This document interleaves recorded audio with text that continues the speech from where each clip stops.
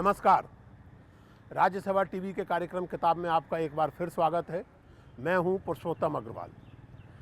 आज जिस पुस्तक पर हम बात करने जा रहे हैं वो पुस्तक एक तरफ पुरुषवादी समाज में स्त्री की स्थिति, दूसरी तरफ सांप्रदायिक घृणा और सांप्रदायिक हिंसा के माहौल में मानवीय रिश्तों को बनाए रखने की कहानी है।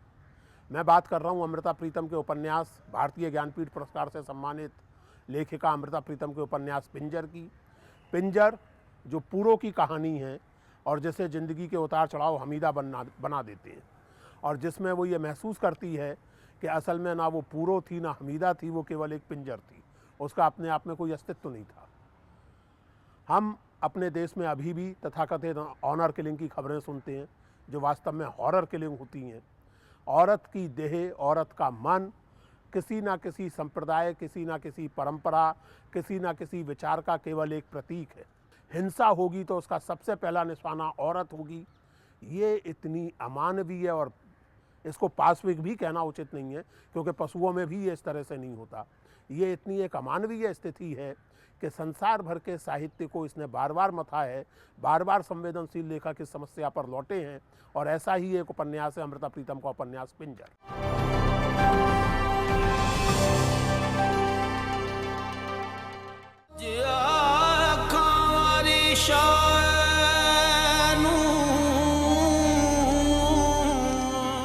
आज मैं वारिस शाह से कहती हूँ, अपनी कब्र से बोल और इश्क की किताब का कोई नया पन्ना खोल। पंजाब की एक ही बेटी हीर के रोने पर तूने पूरी गाथा लिख डाली थी। देख, आज पंजाब की लाखों रोती बेटियां तुझे बुला रही हैं।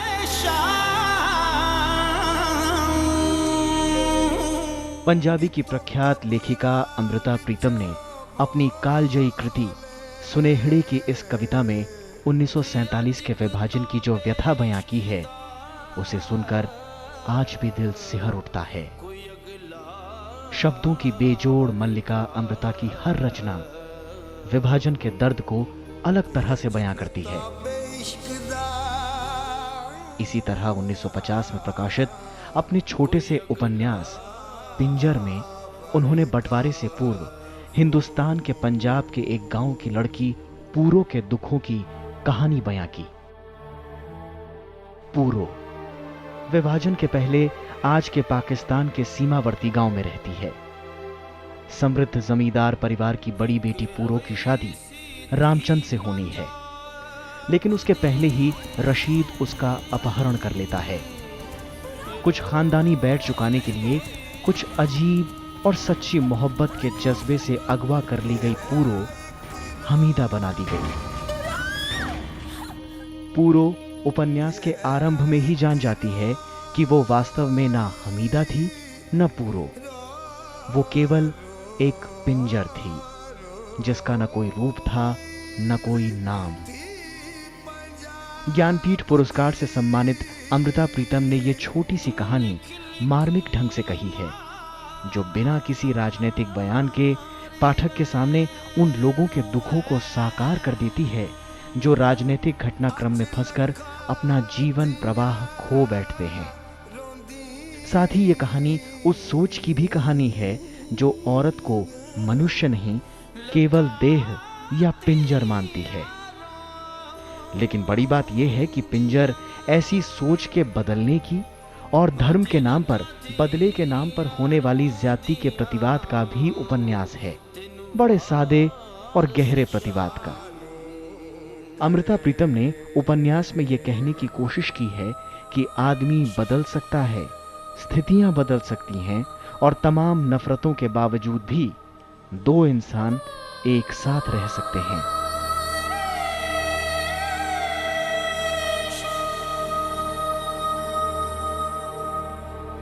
आपको याद होगा इस उपन्यास पर एक बहुत मार्मिक और राष्ट्रीय पुरस्कार विजेता फिल्म बनी थी, और आज इस पुस्तक पर, इस छोटे से उपन्यास पर, जिसका कैनवास बहुत बड़ा है, इस पर बात करने के लिए हमारे बीच मौजूद हैं प्रसिद्ध फिल्म निर्देशक और लेखक डॉक्टर चंद्रप्रकाश द्विवेदी।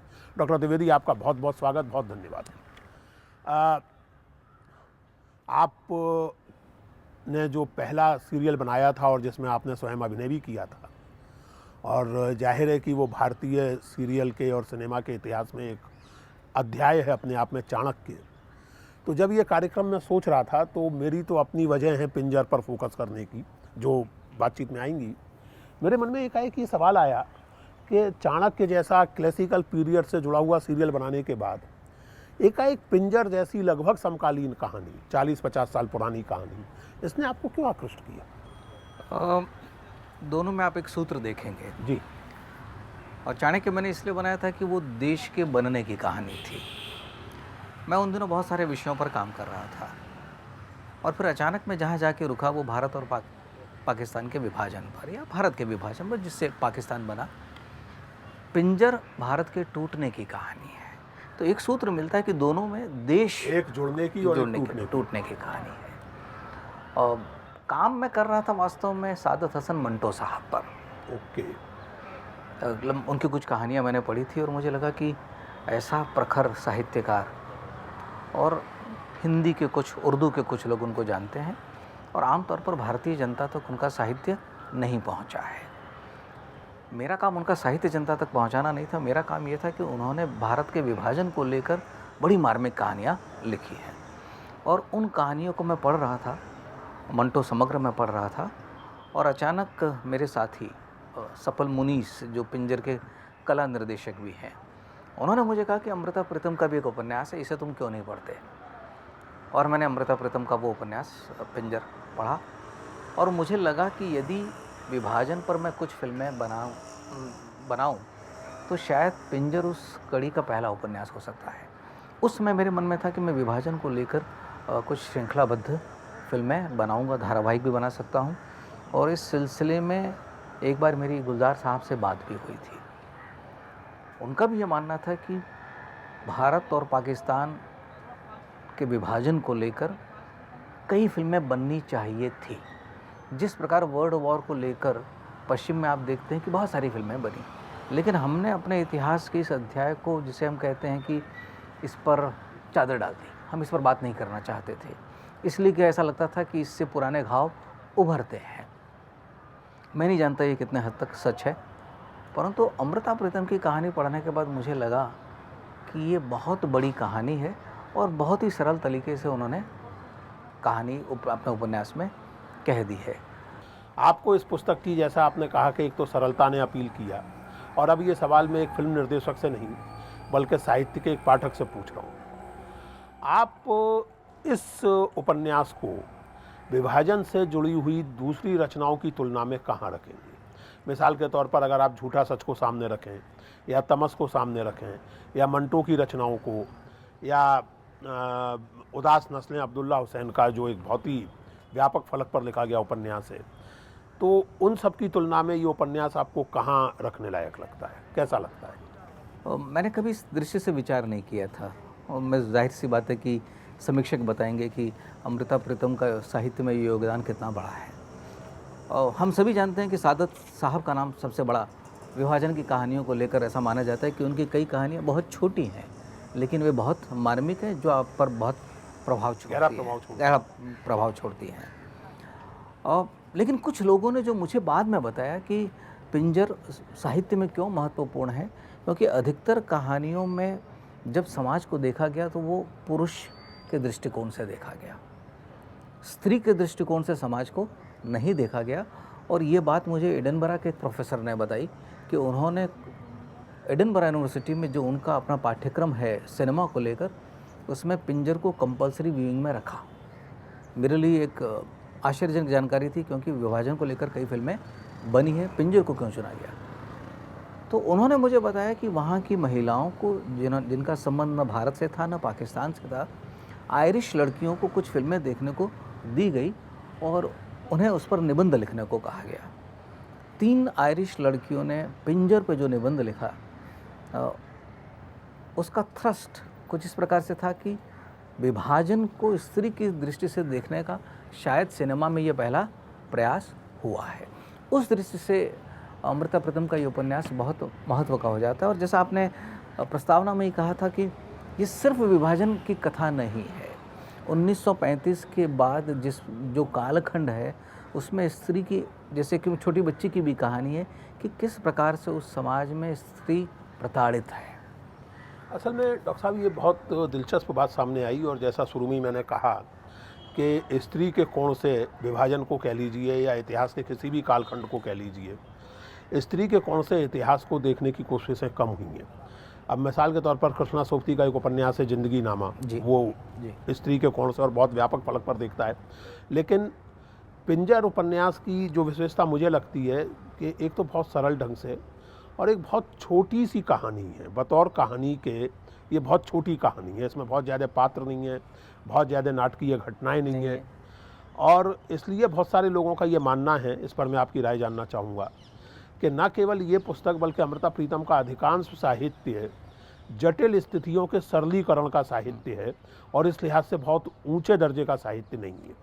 आपकी क्या टिप्पणी है इस पर? पिंजर पर ही बात अगर रखें तो मुझे हिंदी के कुछ बड़े साहित्यकारों ने कहा भी था, फिल्म बनने के बाद कहा जी कि तुमने इस कहानी को क्यों चुना, क्योंकि उनकी दृष्टि से ये कोई बहुत महान रचना जी नहीं है जी, ये साहित्यिक मूल्यांकन है। मेरा मतभेद थोड़ा उससे अलग है, क्योंकि मैं साहित्य की रचना सिनेमा में नहीं कर रहा। माफ़ कीजिएगा, मैंने जैसा आपसे कहा कि अब मैं बातचीत फिल्म निर्देशक चंद्रप्रकाश द्विवेदी से नहीं कर रहा हूँ। आप साहित्यिक मैं इस उपन्यास पर आपकी राय जानना चाहता हूँ। जैसा मैंने आपको कहा जी कि जिन कहानियों से मैं प्रभावित हुआ था, मैं मंटो साहब को लेकर फिल्म बनाना चाहता था, और मंटो साहब का कृतित्व और मंटो साहब की कहानियाँ दोनों को एक फिल्म में लाना चाहता था, लेकिन मैं पिंजर की ओर बढ़ गया। और मैं ये कह सकता हूँ कि इससे ज़्यादा बड़ी कहानियाँ हिंदी साहित्य या उर्दू साहित्य में उपलब्ध हैं, लेकिन मुझे ऐसी कोई कहानी नहीं दिखी जो अमृता प्रीतम ने अपने उपन्यास में कहने की कोशिश की कि तमाम नफ़रतों के बावजूद भी दो आदमी एक साथ रह सकते हैं। और नाटकीयता की दृष्टि से जो सिनेमा की एक ज़रूरत है कि रशीद जो फिल्म का नायक है वो अपराधी है, उसे अपराध बोध है और वो उसका प्रायश्चित करना चाहता है। यानी जिसे हम कहते हैं कि एक चरित्र में बदलाव, आदमी बदल सकता है, ये एक इसका दृष्टांत था। और वो उस अपराध की भी एक पृष्ठभूमि है जो मैंने उसके परिवार के साथ कि वो स्त्री एक माध्यम है बदला लेने का। चूँकि मेरे परिवार की स्त्री के साथ ऐसा हुआ है तो अब मैं तुम्हारे साथ ऐसा करूँगा, और फिर वो व्यक्ति दूसरी तरह का बन जाता है पूरो या हमीदा के साथ रहते हुए या उसके कारण।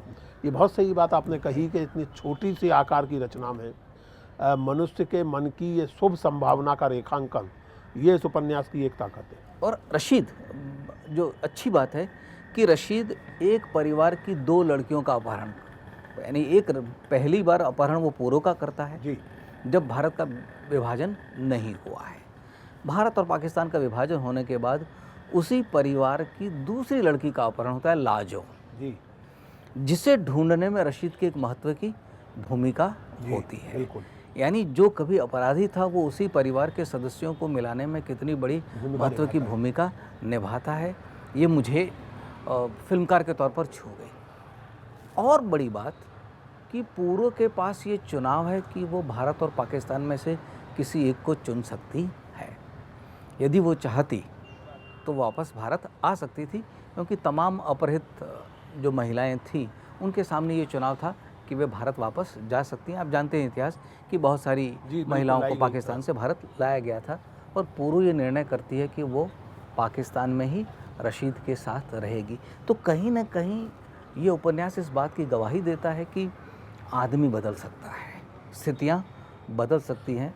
अगर मैं ये कहूँ डॉक्टर साहब कि पूरो के सामने चुनाव हम एक व्यापक फलक पे देखें तो भारत और पाकिस्तान की बात हम कर सकते हैं, लेकिन पूरो के सामने तब तक चुनाव ये बन चुका है कि वो रशीद के साथ रहेगी या रशीद के बिना रहेगी, और उसका चुनाव स्पष्ट है कि वो रशीद के साथ ही रहेगी। यानी मैं ये कल्पना करता हूँ कि अगर रशीद भारत आ रहा होता तो पूरो चली आती। तो ये जो पूरो का चरित्र है, इसको आप किस तरह देखते हैं? क्या इसको हम ये मानेंगे कि उसने अपनी स्थिति से समझौता कर लिया, या वो इस बात से भयभीत है कि अब उसको घर में स्वीकार नहीं किया जाएगा क्योंकि वो कोट अनकोट अपवित्र हो गई है, या उसके मन में रशीद के प्रति सच्चा प्रेम और आदर उत्पन्न हो गया है? आपकी अपनी क्या राय? मुझे ऐसा लगता है कि रशीद के प्रति दो व्यक्ति दुख की एक लंबी यात्रा करते हैं, साथ साथ करते हैं, जिसमें हम रशीद को देखते हैं कि वो दुखी है, उसे अपना अपराध बोध का एहसास है कि किस प्रकार से उसने एक लड़के के जीवन को नष्ट कर दिया है, और उसके बाद में वो विभाजन की बड़ी त्रासदी भी देखता है। कहीं ना कहीं पूरों को ये बात छू जाती है कि अंततः ये आदमी अच्छा है, कुछ परिस्थितियों के चलते इसने मेरा अपहरण किया था, और वो उसको स्वीकार कर लेती है। उपन्यास में लगभग 12 वर्ष की कहानी है, लेकिन फिल्म में मैंने उसको बदला। हम कह सकते हैं कि उपन्यास में पूरो या हमीदा उसके बच्चे भी हो गए हैं, फिल्म में पूरो या हमीदा के बच्चे नहीं दिखाए गए हैं, इसलिए कि मैं चाहता था कि वो चुनाव दिया जाए पूरो को, वो ज़्यादा शार्प मैंने उसको किया कि नहीं, वो अब रशीद से प्रेम करती है, वो रशीद को माफ़ कर चुकी है, क्षमा भी करने आना चाहिए। उसने रशीद को क्षमा कर दिया है, और क्षमा के बाद उसने उसको स्वीकार कर लिया है। आपने जो बात कही डॉक्टर साहब, आपको क्या लगता है इस समय सारी दुनिया में और अपने समाज में भी और सारी दुनिया में जो एक अजीब तरह की आक्रामकता और जो विभिन्न प्रकार की अस्मिताओं और सांप्रदायिक पहचानों से जुड़ी हुई आक्रामकता है, आपको लगता है कि दो सवाल अब मेरे हैं। एक तो ये कि इस आक्रामकता के माहौल पर, अविश्वास के माहौल पर आपकी क्या टिप्पणी है व्यक्तिगत रूप से, और दूसरा सवाल ये कि क्या सचमुच ऐसे माहौल में साहित्य से कोई उम्मीद की जा सकती है? क्योंकि मेरी समस्या ये है, ये कार्यक्रम करते हुए मैंने लगातार महसूस किया है, पिछले कई महीनों से मैं ये कार्यक्रम कर रहा हूँ, बहुत दुर्भाग्य की बात यह है कि लोगों की पढ़ने की आदत दिनों दिन कम होती जा रही है। लोगों का पढ़ना ट्विटर, व्हाट्सएप और फेसबुक तक सीमित रह गया है। तो इस माहौल में क्या साहित्य से वाकई कोई उम्मीद की जा सकती है? और दूसरा जो सवाल मैंने पहले ही आपसे पूछा कि जो वर्तमान आक्रामकता का और अविश्वास का माहौल है, इस पर आपकी क्या टिप्पणी? मैं पहले सवाल का उत्तर देता हूं कि जो आक्रामकता का माहौल है, मैं इतिहासकार नहीं हूं, लेकिन इतिहास से मुझे प्रेम है, और जितना मैंने भारत को समझा है उसके आधार पर मैं कह सकता हूं कि भारत की पूरी शक्ति जो है वो सिंथेसिस में है, समन्वयवादी दृष्टिकोण में है। भारत में कई प्रकार की जातियां जो मूल भारत की नहीं थी वे आई, और आज वे भारत में विलीन हो गई हैं और अपना अस्तित्व खो चुकी है, अपना प्राचीन स्वरूप या अपना जो मूल स्वरूप है वो खो चुकी है। ये भारत में हुआ है। इस अनुभव के आधार पर, इस ऐतिहासिक अनुभव के आधार पर हम कह सकते हैं कि भारत विश्व में एकमात्र ऐसा देश है जो ये वादा कर सकता है या दावा कर सकता है कि तमाम विपरीत परिस्थितियों के बावजूद भी इस देश की ये शक्ति है कि वो समन्वय करके दिखाएगी। अब दूसरी उसमें साहित्य की भूमिका, समन्वय के लिए समाज की कई अलग अलग संस्थाएं काम करती हैं, जिसमें शिक्षा एक है, साहित्य भी एक है, राजनीति भी एक है, आध्यात्म एक दूसरा स्तंभ है। जब पिंजर रिलीज़ हुई थी तो मुझे एक उद्योगपति ने फ़ोन किया था कि यदि इस प्रकार की फिल्में बनती रही तो शायद हम समाज की सोच को बदल सकें। ये उस समय की उनकी प्रतिक्रिया थी, ये प्रतिक्रिया थी। ये कब की बात है? मेरे ख्याल 2004 की बात है। कई साल हो गए इस बात को। और लेकिन निरंतर हम वो उस प्रकार के प्रयत्न नहीं कर पाते हैं, वो एक सिर्फ छोटे प्रयत्न से नहीं होगा। साहित्य का सृजन ही इसलिए होता है कि कोई कवि और लेखक चाहता है कि समाज प्रभावित हो, इसलिए साहित्य को अपनी भूमिका से डरना नहीं चाहिए। वो सफल होगा असफल होगा वो भविष्य की चिंताएं हैं, पर ये बिल्कुल जाहिर सी बात है कि साहित्य को बहुत बड़ी चुनौतियां फेसबुक, ट्विटर, टेलीविज़न से मिलने लगी हैं। तो कहीं ना कहीं अब ये जिम्मेदारी टेलीविज़न या दूसरे जो दृश्य श्राव्य माध्यम हैं उनको ये लेना होगा। मैं आपसे ये जानना चाहता हूँ, और चूँकि इस समय आप एक सरकारी संस्कृति से जुड़े हुए सरकारी पद पर भी हैं, संस्कृति में आपसे सलाह ली जा रही है संस्कृति मंत्रालय द्वारा, इसलिए ये सवाल आपसे उस रूप में भी है कि साहित्य में समाज में जो साहित्य का मार्जिनलाइजेशन है, साहित्य के प्रति जो एक अवहेलना या उपेक्षा या उदासीनता का भाव है, मेरी चिंता उसको लेकर है। उस पर आप क्या कहेंगे? ये एक प्रोसेस है, मैं इसको एक प्रोसेस के तौर पर देख रहा हूँ। हम जब भी विद्यार्थी होते हैं साहित्य पढ़ना अनिवार्य होता है, लेकिन जैसे जैसे जैसे हम बड़े होते जाते हैं, कॉलेज की ओर बढ़ते जाते हैं, हमारे चुनाव बदलते जाते हैं, हम प्रोफेशनल कोर्सेज़ की ओर बढ़ते जाते हैं। शायद नए सिरे से इस पूरी व्यवस्था के बारे में सोचना होगा कि किताबों का हमारे जीवन में क्या मूल्य है। क्या किताबें हम तभी पढ़ेंगे जब वो हमें रोज़गार दे रही हैं, या किताबें हम इसलिए पढ़ेंगे कि वो हमें दृष्टिकोण देती है, वो हमें विचार देती है, वो हमारा विस्तार कर रही है। हमारा विस्तार कर रही है। मुझे लगता है कि अब वो समय आ गया है जब समाज को इस पर बड़े ज़ोर से बात करनी होगी। और मेरा ये मानना है, और हम सभी जानते हैं, कि किताबों का कोई पर्याय नहीं है। देर सबेर वो माध्यम बदल सकता है, वो शायद इंटरनेट पर हो सकता है, वो चाहे फेसबुक पर हो सकता है, किंडल हो सकता है, किंडल हो सकता है। देर सबेर वो विचार आपको स्वीकार करने ही होंगे, क्योंकि उसके बिना मनुष्य या समाज जी ही नहीं सकता है। मैं वापस इस उपन्यास पर लौटना चाहूँगा। आपको इस उपन्यास में एक रचनाकार के रूप में भी और एक पाठक के रूप में भी पूरो के चरित्र की सबसे ज़्यादा महत्वपूर्ण विशेषता और रशीद के चरित्र की सबसे ज़्यादा महत्वपूर्ण विशेषता क्या लगती है एक पाठक के तौर पर? जो मुझे अच्छा लगा था कि रशीद बहुत बड़ी प्रतिक्रियाएं नहीं करता है। यही कमोबेश पूरो का भी चरित्र है। बहुत इंटरेस्टिंग बात आप कह रहे हैं, इसको जरा एलेबोरेट कीजिए, बहुत इंटरेस्टिंग बात है। एक ही बार शायद वो मेरा अपना एडिशन था कि जब रशीद के खेतों में आग लगा दी जाती है। जाहिर सी बात है, वो एक गरीब किसान है, उसके खेतों में आग लगा दी गई है। किसी के भी खेत में आग लगाई जाएगी वो नाराज़ होगा। उसे ये भी समझ में आता है कि उसने ऐसा सुना है कि आग लगाने वाला पूरो का भाई है।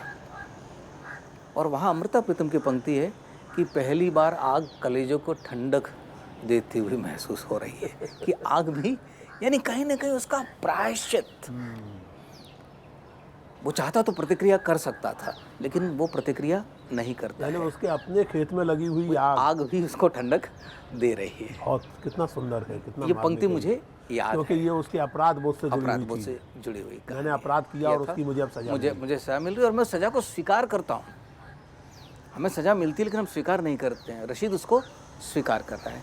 उसी प्रकार से जो पूरो का चरित्र है कि जब उस पर बीती, जब उस पर अत्याचार हुआ, उसने कोई प्रतिक्रिया नहीं की। वो पिता के पास गई, पिता ने स्वीकार नहीं किया उसे, लेकिन लाजो दूसरी महिला पर जब अत्याचार हो रहा है तब वो प्रतिक्रिया करती है और जिसे कहते हैं प्रोएक्टिव, सक्रिय हो जाती है उसे अपने वापस घर तक पहुंचाने में।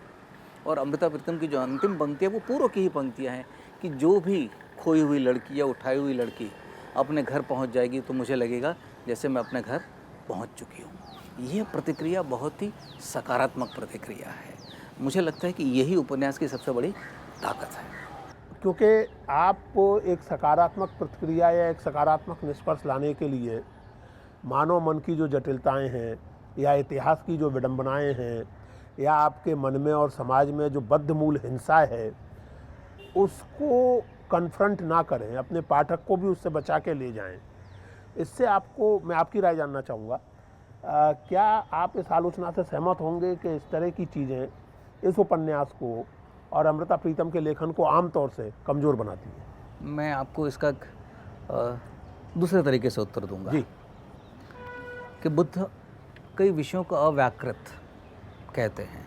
अव्याकृत यानी जिसकी कोई बहुत बड़ी आवश्यकता नहीं, यानी बहुत बड़ा मानसिक जिसको हम कहते हैं आंदोलन हो या बौद्धिक विलास हो, लेकिन वो मनुष्य का कल्याण नहीं कर सकता, मनुष्य का भला नहीं कर सकता।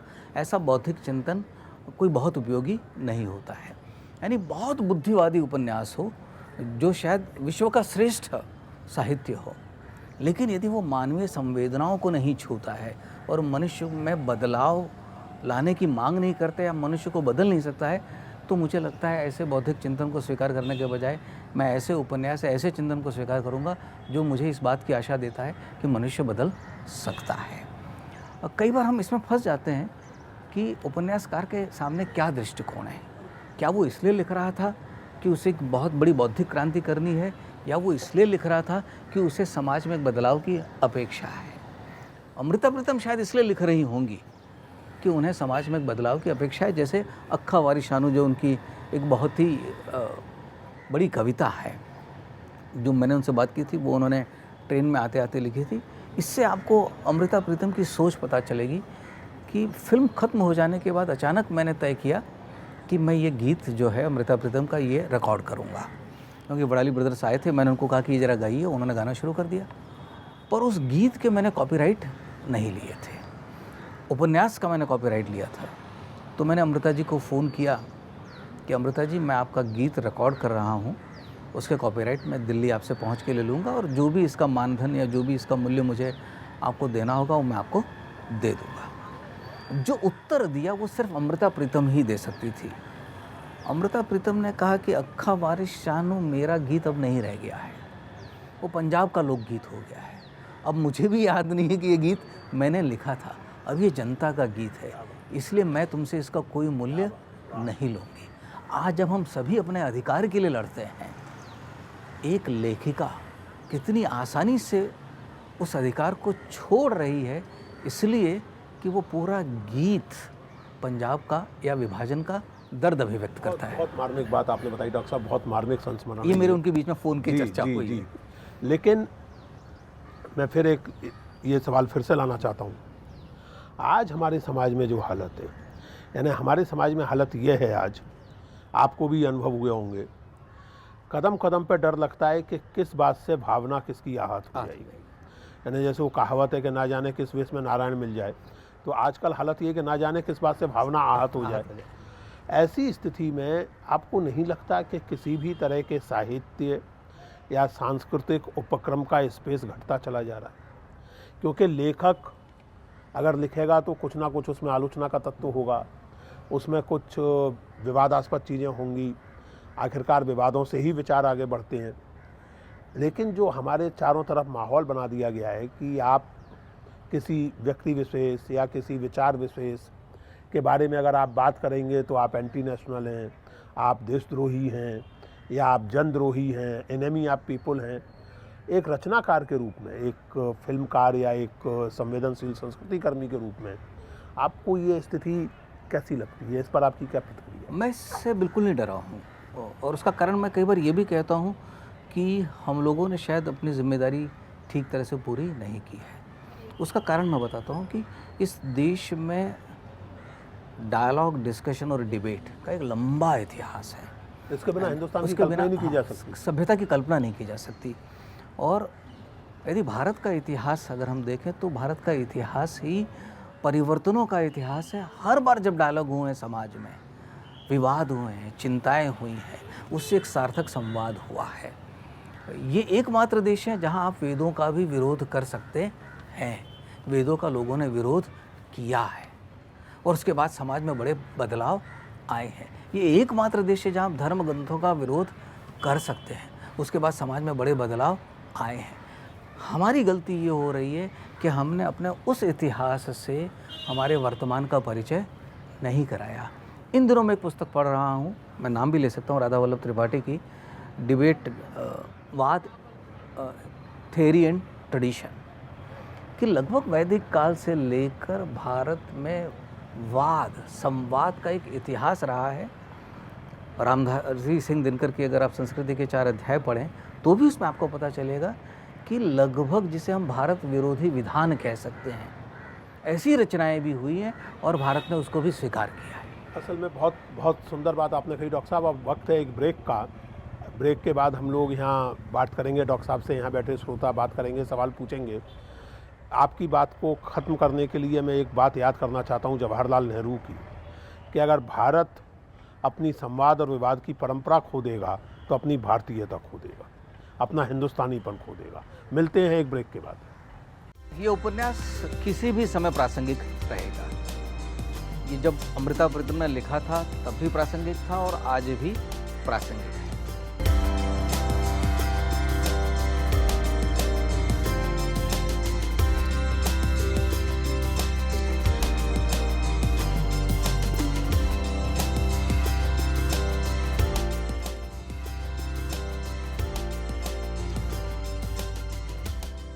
स्वागत है ब्रेक के बाद, और कार्यक्रम के इस हिस्से में पिंजर उपन्यास के बारे में डॉक्टर चंद्रप्रकाश द्विवेदी के साथ ऑडियंस की बातचीत।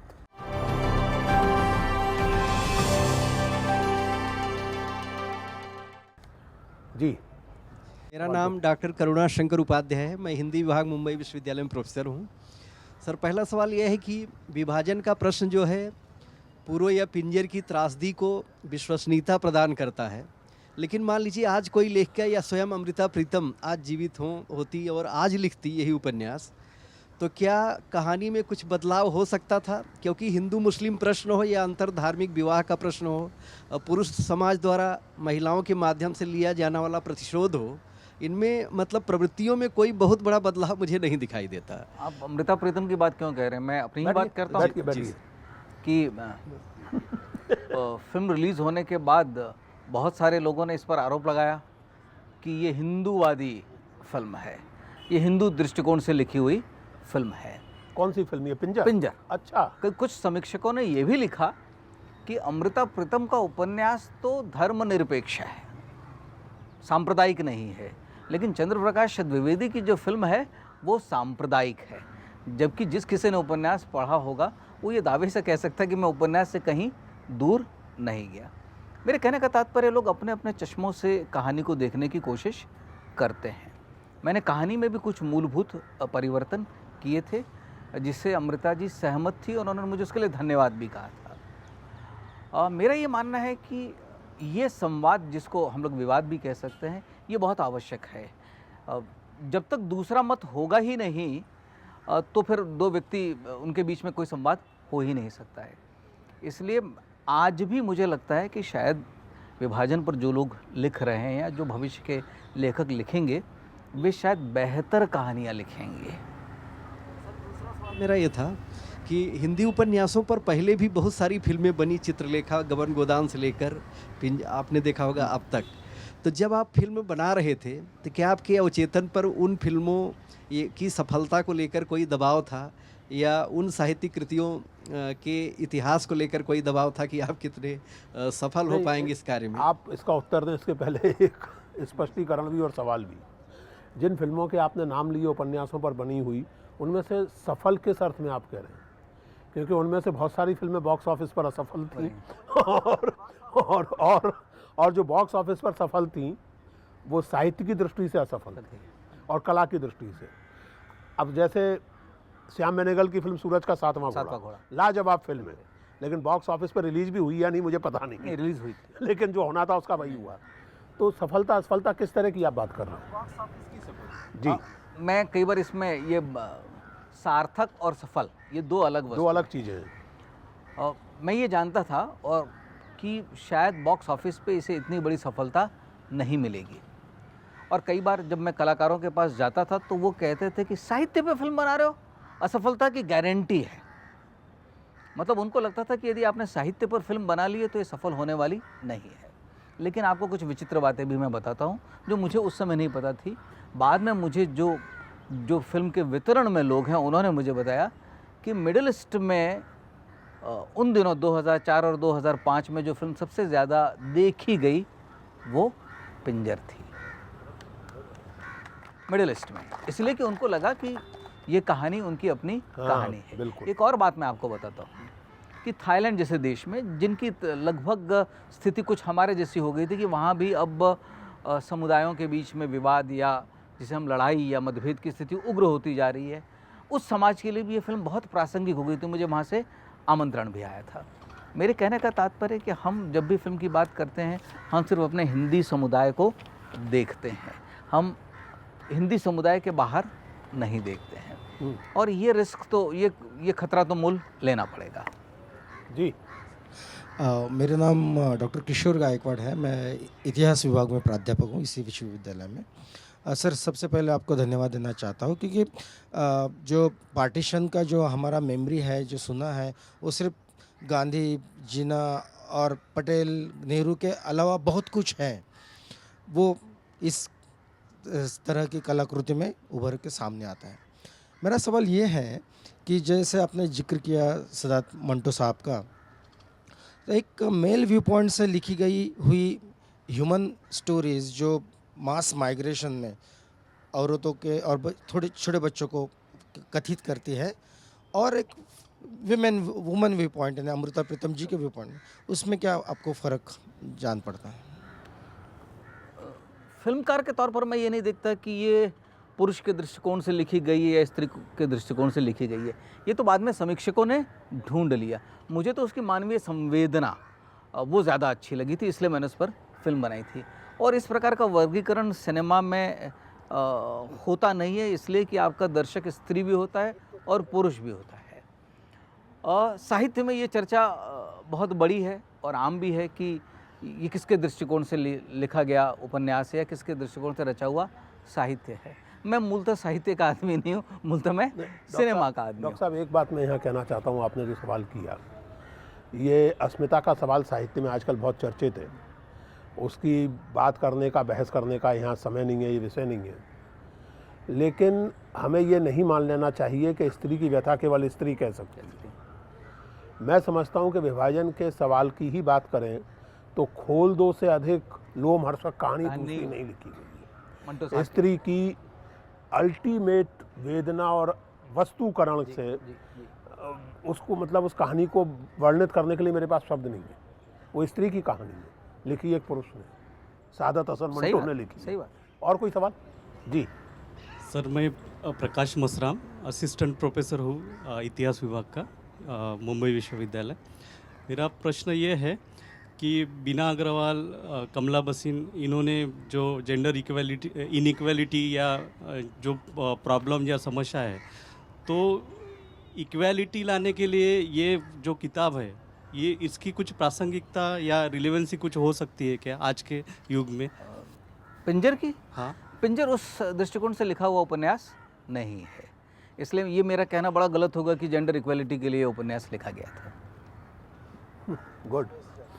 और देखिए, ये असल में किसी भी साहित्यिक रचना को जांचने का ही कोई मानदंड भी नहीं है कि वो इस पर्टिकुलर प्रोजेक्ट के अनुकूल है या नहीं। एनीवे, और कोई सवाल? जी।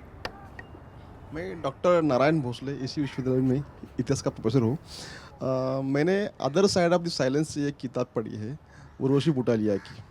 तो मुझे वुमेन के ऊपर जो कुछ वायलेंस हुआ है उतना ज़्यादा मुझे इस किताब में नहीं दिखाई दिया। फिर भी आपको ये किताब जैसे पार्टीशन जैसी क्रूशियल पॉइंट के ऊपर कुछ बहस कर सकते हैं, ऐसा आपको लगता है? मुझे इसमें से आपको कौन सी बात जो ज़्यादा गहराई से पार्टीशन को एक्सप्लेन करने के लिए ठीक से लगती है, वो बताइए। एक तो मैं आपके पहले सवाल का जो हिस्सा है कि स्त्री पर हुए अत्याचारों की कथा, स्त्री पर विभाजन के दरमियान तो अत्याचार हुई, और मुझे लगता है जब भी समाज लड़ता है तो सबसे पहले उसका टारगेट स्त्री ही होती है। उस पर बहुत सारे लोग लिख भी रहे हैं, अतीत में लोगों ने लिखा भी है। वापस मैं उसको इस तरह से नहीं देख रहा था। मुझे जो बात सबसे अच्छी लगी कि जब कभी हम दो समुदायों की बात करते हैं और वो समुदाय जो आपस में लड़ रहे हैं, और हम लोग ये मान लेते हैं कि जो आज लड़ रहे हैं वे कभी एक नहीं होंगे, उसको ये उपन्यास झुठलाता है। और मैं जब उसको ऐतिहासिक परिप्रेक्ष्य में देखता हूँ तो मुझे भारत के इतिहास में ऐसे कई चरण दिखते हैं कि जहाँ बिल्कुल लगता था कि अब इनमें कोई समरसता या सामंजस्य नहीं होगा, वो भारत ने बार बार करके दिखाया। शायद ये इस भूमि की ताकत है जो मुझे इस उपन्यास में दिखाई दी कि शायद हम वादा करते हैं कि तमाम विपरीत परिस्थितियों के बावजूद हम साथ में रहेंगे या रह सकते हैं। अगला सवाल। नमस्कार सर, मैं मोहम्मद जावेद शेख, हिंदी विभाग से पीएचडी के विद्यार्थी हूँ।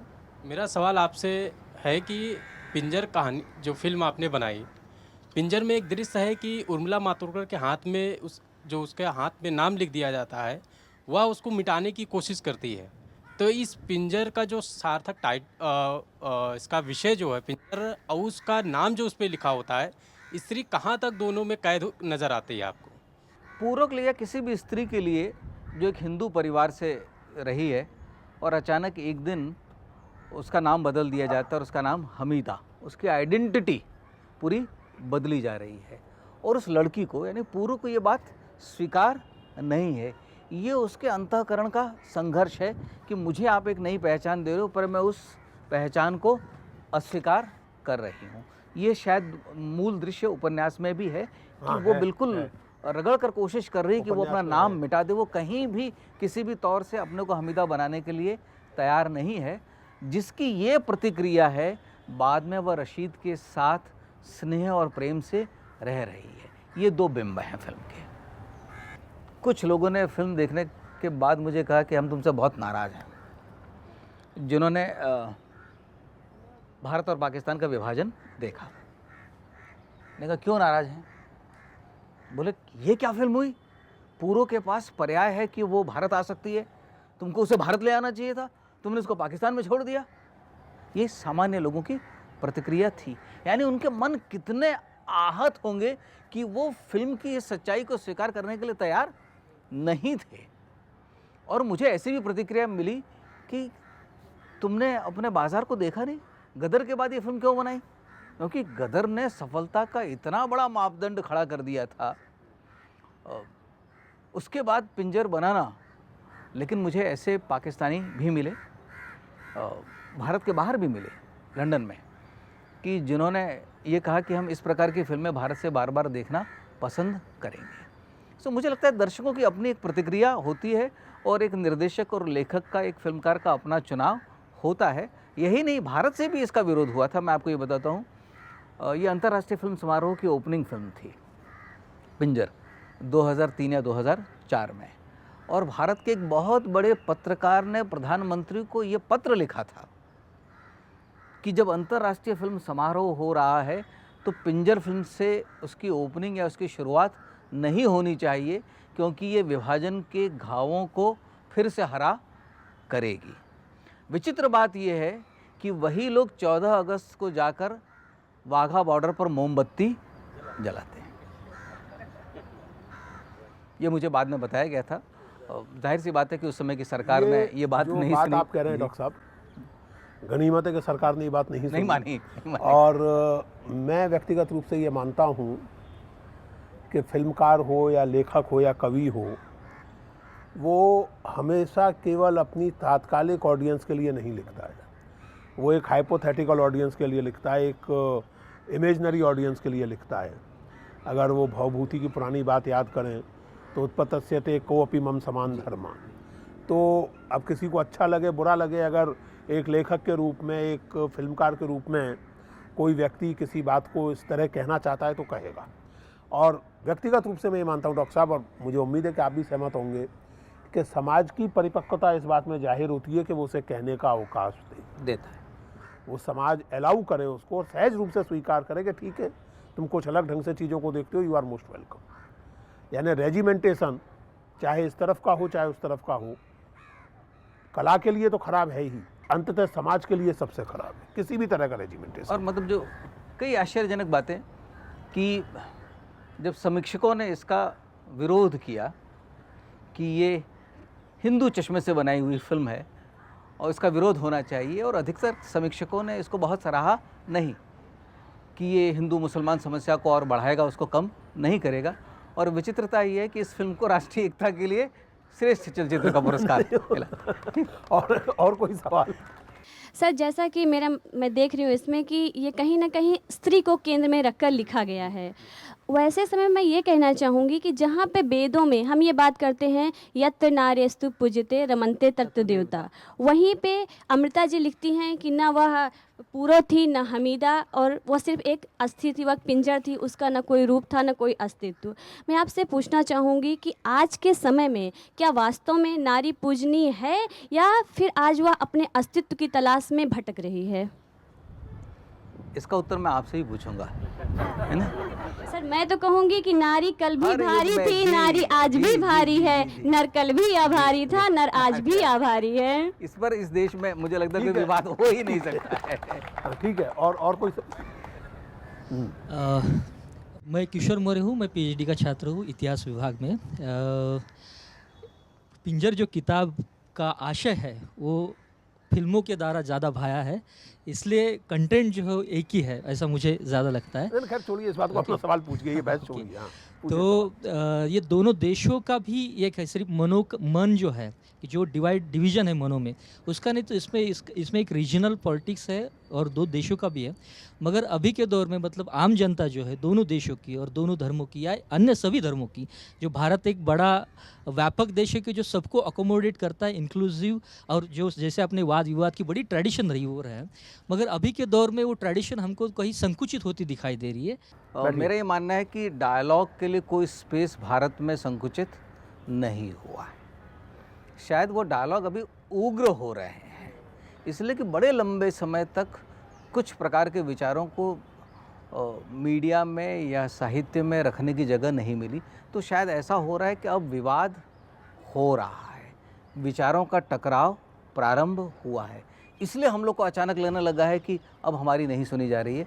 परंतु मुझे लगता है कि यदि आप पिछले 10 सालों का या उससे पीछे का भी इतिहास देखें तो भारत इस बात की गारंटी है कि आप किसी भी बात को किसी भी समय रख सकते हैं। इसलिए मैं आपकी बात स्वीकार नहीं करता हूं कि भारत में डायलॉग का स्पेस कम हो रहा है। अगला सवाल। नमस्कार सर, मेरा नाम आदर्श मिश्र है, मैं हिंदी विभाग से का शोध छात्र हूँ।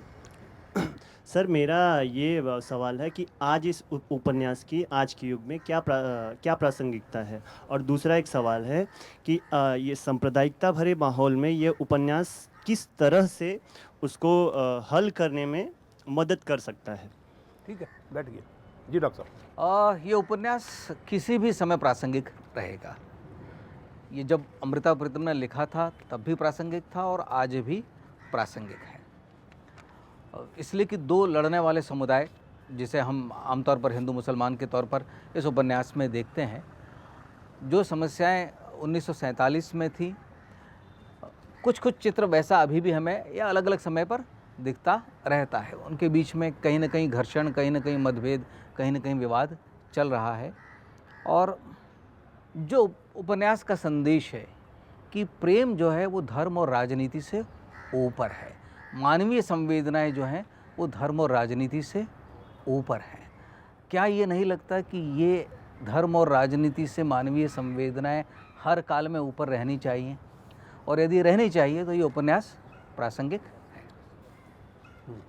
असली सवाल यही है। बहुत सुंदर बात आपने कही डॉक्टर साहब कि धर्म और राजनीति या किसी भी तरह के जो विमर्श सत्ता से जुड़े हुए हैं वो जो विभाजन पैदा करते हैं, असली सवाल ये है कि हमारी जो मानवीय संवेदना है, तमाम तरह की अस्मिताओं के बीच में हमारी जो मानवीय अस्मिता है वो सर्वोपरि है या नहीं है।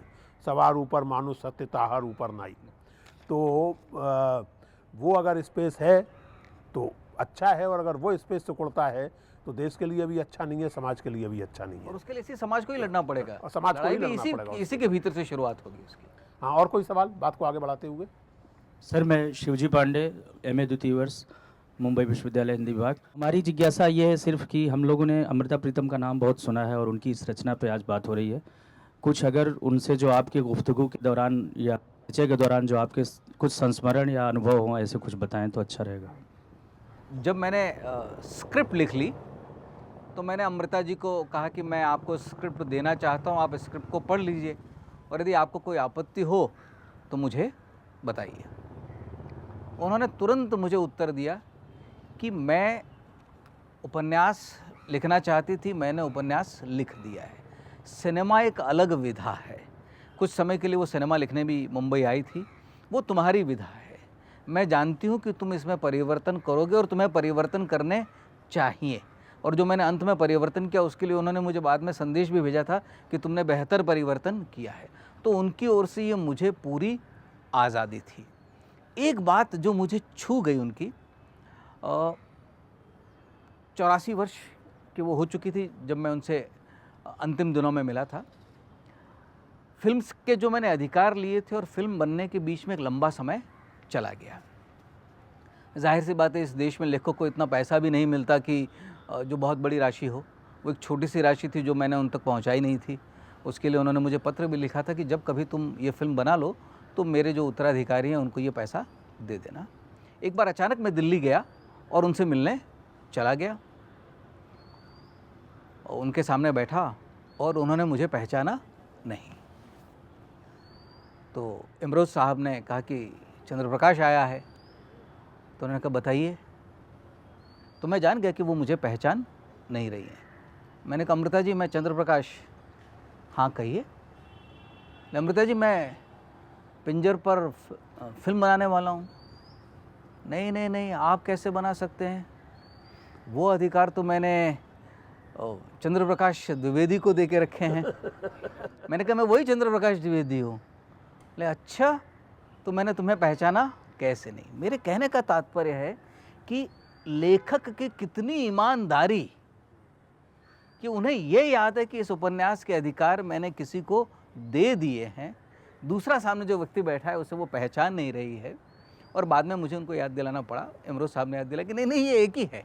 उन दिनों मुझे लगता है कि उनकी स्मृति धीरे धीरे जा रही थी, और मेरे लिए बहुत बड़ी प्रसन्नता का विषय था कि पिंजर रिलीज़ होने के बाद उन्हें पद्म विभूषण दिया गया था। डॉक्टर साहब इस बातचीत के लिए बहुत धन्यवाद आपका।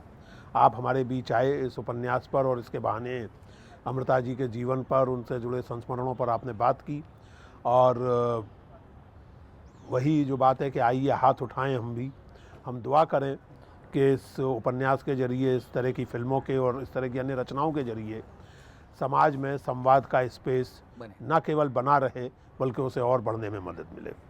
मुझे उम्मीद है कि ये कार्यक्रम आपको अच्छा लगा होगा। हर एपिसोड की तरह फिर से आपको याद दिलाऊं कि इस पुस्तक पर, इस कार्यक्रम पर, इस खास एपिसोड पर आप अपनी राय हमें भेज सकते हैं हमारे Facebook page facebook.com Rajya Sabha TV पर, या हमारे ट्विटर हैंडल @राज्यसभा टीवी पर #किताब करके। जो राय हमें बहुत अच्छी लगेगी, सबसे अच्छी लगेगी, उसे भेजने वाले के लिए हम कुछ पुस्तकें उपहार में भेजेंगे। बहुत बहुत धन्यवाद आप लोगों का, आभार। मिलते हैं अगली बार फिर से किसी बेहतरीन किताब पर, किसी बेहतरीन व्यक्ति के साथ बात करने के लिए। देखते रहिए राज्यसभा टीवी।